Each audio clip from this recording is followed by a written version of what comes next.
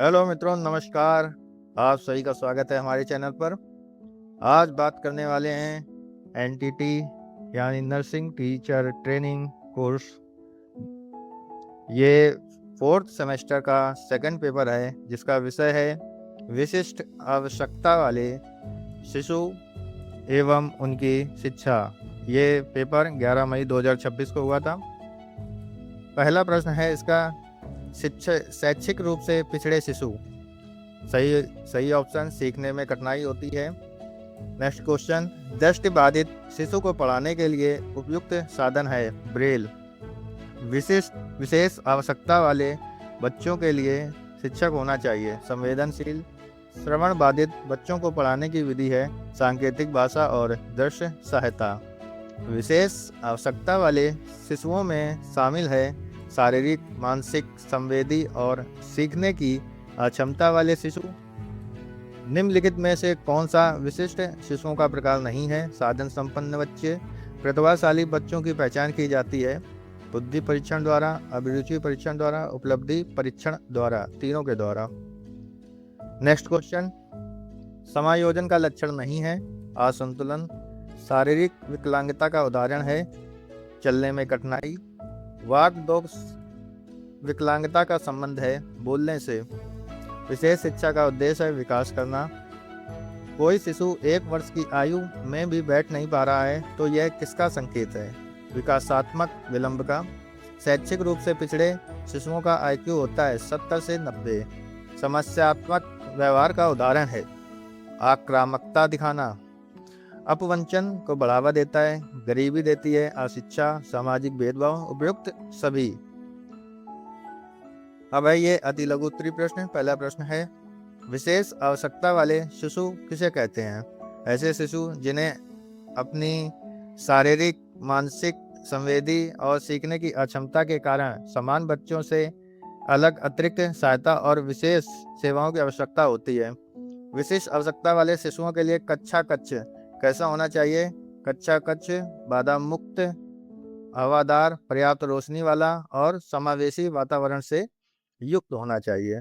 Dyslexia क्या है? Dyslexia के बारे में आप एक मूवी है तारे ज़मीन पर, आमिर खान की है, उसमें वो मूवी इसी पर बनी हुई है, डिसलेक्सिया पर। तो इसमें क्या है, मुख्य रूप से पढ़ने से संबंधित विकार होता है जिसमें अक्षरों को पहचानने और शब्दों को उच्चारित करने में कठिनाई होती है। यदि एक बच्चे की मानसिक आयु 5 वर्ष और वास्तविक आयु 4 वर्ष है तो उसकी बुद्धि लब्धि क्या है? बुद्धि लब्धि का मतलब होता है आईक्यू। तो आईक्यू जानने के लिए जो मानसिक आयु है बटे वास्तविक आयु करके मल्टीप्लाई 100 कर देते हैं। अब यहाँ पे मानसिक आयु 5 दिया गया तो 5 लिखा है यहाँ पर, और वास्तविक आयु है 4 मल्टीप्लाई 100। इसको सॉल्व करेंगे तो 1.25 आएगा, इसमें 100 का मल्टीप्लाई करेंगे तो उत्तर आएगा इसका 125। नेक्स्ट क्वेश्चन, श्रवण बाधित का अर्थ लिखिए। इसमें कि व्यक्ति को सुनने की क्षमता पूरी तरह या आंशिक रूप से नष्ट हो जाती है। दृष्टि बाधित शिशु किस समस्या से ग्रस्त होते हैं? यह देखने, पढ़ने व समान गतिशीलता यानी इधर उधर जाने में कठिनाई होती है। विशेष बच्चों के लिए शिक्षक का क्या गुण होना चाहिए? शिक्षक संवेदनशील और धैर्यवान होना चाहिए।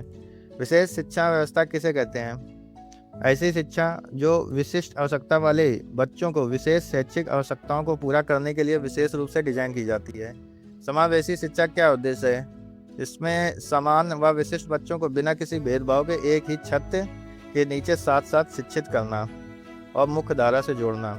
मानसिक मंदता वाले बच्चों के लिए सबसे महत्वपूर्ण है दैनिक जीवन के कौशल का प्रशिक्षण, व्यक्तिगत ध्यान के साथ सरल शिक्षण पद्धति। वर्तमान में विकलांगता के स्थान पर किस शब्द का प्रयोग किया जाता है? दिव्यांगता का। विशेष शिशुओं की पहचान क्यों जरूरी है? ताकि उनकी विशिष्ट समस्याओं को समय रहते समझा जा सके और उन्हें आवश्यक उपचार एवं विशेष शैक्षिक सहायता दी जा सके। धीमी गति से सीखने वाले शिशु कौन होते हैं? ये वे शिशु होते हैं जिन्हें सीखने की जो क्षमता है वह समान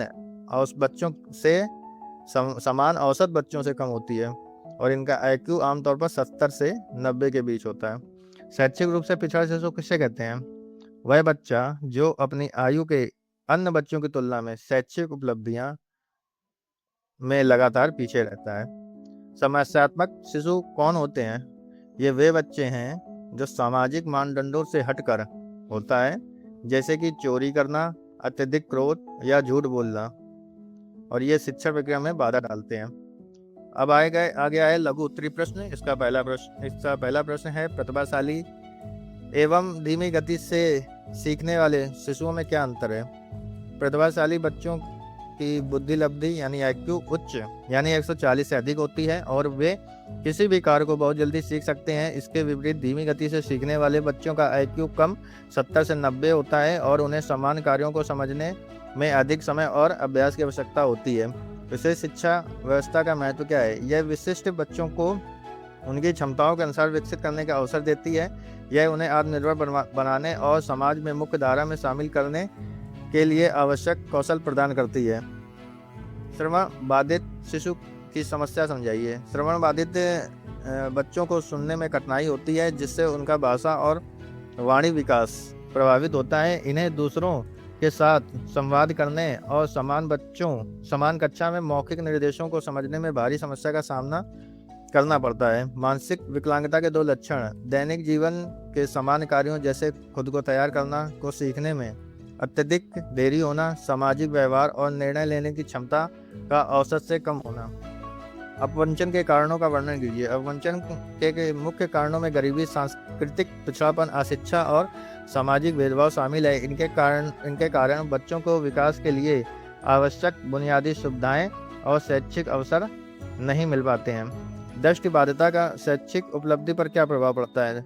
दृष्टिबाधित बच्चों को लिखित सामग्री पढ़ने तथा दृश्य चित्रों को समझने में कठिनाई होती है, जिससे उनके सीखने की गति धीमी हो जाती है। हालांकि ब्रेल लिपि और ऑडियो उपकरण के सही उपयोग से वे उच्च शैक्षिक स्तर प्राप्त कर सकते हैं। श्रवण बाधित शिशुओं के लिए कौन से शिक्षण माध्यम उपयोगी हैं? सांकेतिक भाषा, दृश्य उपकरण, ओठों को पढ़ना जिसे कहते हैं लिप रीडिंग, और सुनने में मदद करने वाले यंत्र। विशिष्ट शिशुओं की पहचान में शिक्षक की क्या भूमिका रहती है? शिक्षक बच्चों के व्यवहार, सीखने की क्षमता का सूक्ष्म अवलोकन करके शुरुआती पहचान कर सकता है। शिक्षक ही वह पहली कड़ी है जो माता पिता को बच्चों की विशिष्ट आवश्यकताओं के प्रति जागरूक करता है। वाक दोष के मुख्य कारण कौन से हैं? शारीरिक कारण हैं, जैसे कि तालु या जीभ की बनावट में दोष, और मनोवैज्ञानिक कारण होते हैं, जैसे कि अत्यधिक डर, तनाव या हीन भावना। सुनने की क्षमता में कमी भी वाक दोष का एक मुख्य कारण है। मानसिक विकलांगता की पहचान कैसे करेंगे? बुद्धि परीक्षण द्वारा यानी IQ टेस्ट द्वारा, और बच्चों के विकास के जो मील के पत्थर हैं, जैसे बैठने, बोलने या चलने में होने वाली देरी के निरीक्षण द्वारा, सामाजिक अनुकूलन, व्यवहार के मूल्यांकन से भी इसकी पहचान की जा सकती है। अब आ गया दीर्घ उत्तरी प्रश्न। पहला प्रश्न है, विशेष आवश्यकता वाले शिशुओं के प्रकार विशेषताओं का विस्तार से वर्णन करिए। तो प्रमुख प्रकार हैं, उसमें है बौद्धिक अक्षमता, दूसरा है संवेदी विकलांगता, तीसरा है शारीरिक एवं गतिज विकलांगता, सीखने की अक्षमता और प्रतिभाशाली बच्चे। जो बौद्धिक अक्षमता है, इनका IQ कम रहता है और दैनिक कार्यों में कठिनाई होती है। संवेदी विकलांगता, इसमें पूर्ण या आंशिक रूप से दृष्टिबाधित और श्रवण बाधित बच्चे आते हैं। शारीरिक गतिज विकलांगता, हड्डियों या मांसपेशियों के दोष के कारण चलने फिरने में बाधा होती है। सीखने की अक्षमता, जिसमें डिसलेक्सिया आता है, पढ़ने की समस्या कहते हैं, और आता है डिसकैलकुलिया, इसमें गणित की समस्या से आना। प्रतिभाशाली बच्चे, ये सीखने की गति तेज होती है, बुद्धि लब्धि असाधारण बच्चों से उच्च होती है।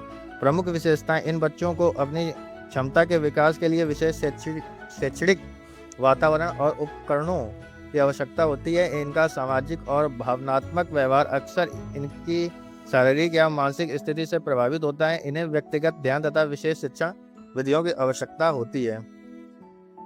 विशेष शिशुओं की पहचान के आधार और विधियां समझाइए। पहचान का आधार है शारीरिक आधार, विकास में मील के पत्थर, जैसे बैठना, चलना, बोलना में असामान्य देरी। शैक्षिक आधार है कक्षा में लगातार कम अंक आना, निर्देशों को समझने में असमर्थता। व्यवहारात्मक आधार क्या है? अत्यधिक आक्रामकता, गुमसुम रहना, सामाजिक मेलजोल से बचना। पहचान की विधियां निरीक्षण विधि द्वारा पहचान, शिक्षक द्वारा कक्षा और खेल के मैदान में बच्चों की गतिविधियों का सूक्ष्म अवलोकन। परीक्षण विधि क्या है? बुद्धि परीक्षण, व्यक्तिगत परीक्षण, विशेष चिकित्सीय परीक्षण, आंख और कान की जांच। इतिहास लेखन, बच्चे के जन्म के समय की परिस्थितियां, बीमारी के इतिहास और पारिवारिक पृष्ठभूमि का विश्लेषण। नेक्स्ट क्वेश्चन, विभिन्न प्रकार की विकलांगताओं का वर्णन कीजिए। विकलांगता कितनी प्रकार की होती हैं? पहली होती है दृष्टि विकलांगता। इसमें वे बच्चे आते हैं जो पूरी तरह से अंधे होते हैं या जिन्हें कम दिखाई देता है। इनके लिए ब्रेल लिपि और बड़े अक्षरों वाली किताब का उपयोग किया जाता है। श्रवण विकलांगता होती है सुनने की अक्षमता में कमी। ऐसे बच्चे भाषा सीखने में पीछे रह जाते हैं क्योंकि वह सुन नहीं पाते। इनके लिए सांकेतिक भाषा प्रभावी है। वाक्य दोष, अकलाना, तुतलाना, स्पष्ट ना बोल पाना। इसका कारण है शारीरिक, जीव या तालु दोष या मनोवैज्ञानिक डर तनाव हो सकता है। मानसिक मंदता, बौद्धिक विकास की धीमी गति। ऐसे बच्चों को दैनिक जीवन में आत्म देखभाल कौशल सिखाना प्राथमिकता होती है। नेक्स्ट क्वेश्चन, प्रतिभाशाली बच्चों के विकास को प्रभावित करने वाले कारक कौन से हैं? पहला कारक है वंशानुक्रम। बच्चे के उच्च बौद्धिक क्षमता अक्सर माता पिता के से प्राप्त जीन्स पर निर्भर करती है। वातावरण क्या होता है? एक उत्तेजक और ज्ञानवर्धक वातावरण जहां बच्चे को नए प्रयोग करने की स्वतंत्रता मिले। प्रोत्साहन, माता पिता और शिक्षकों द्वारा बच्चों की जिज्ञासा का सम्मान करना, उसे सही दिशा देना। विशेष पाठ्यक्रम, यदि प्रतिभाशाली बच्चे को समान कक्षा में बहुत आसान कार्य दिया जाए तो वह ऊब जाता है। उनके लिए समृद्ध पाठ्यक्रम अनिवार्य है। धीमी गति से सीखने वाले शिशुओं में सुधार हेतु शैक्षिक एवं मनोवैज्ञानिक उपायों का विस्तृत वर्णन कीजिए। तो पहला शैक्षिक उपाय में आता है दृश्य श्रव्य सामग्री। केवल मौखिक व्याख्यान के बजाय चित्रों, वीडियो तथा ठोस वस्तुओं का प्रयोग करें। सरल से कठिन की ओर शिक्षा को छोटे और आसान चरणों में विभाजित करें। व्यक्तिगत शिक्षण, शिक्षक को कक्षा में इन बच्चों पर अलग से ध्यान देना चाहिए। उनके स्तर के अनुसार गृह कार्य देना चाहिए। मनोवैज्ञानिक उपाय क्या है इसका? सकारात्मक सुदृढ़ीकरण।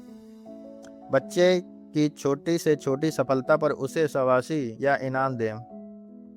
हीन भावना से बचाओ, उन्हें कभी भी कमजोर मूर्ख ना कहें। समावेशी वातावरण में उन्हें अन्य बच्चों के साथ घुलने मिलने का मौका दें।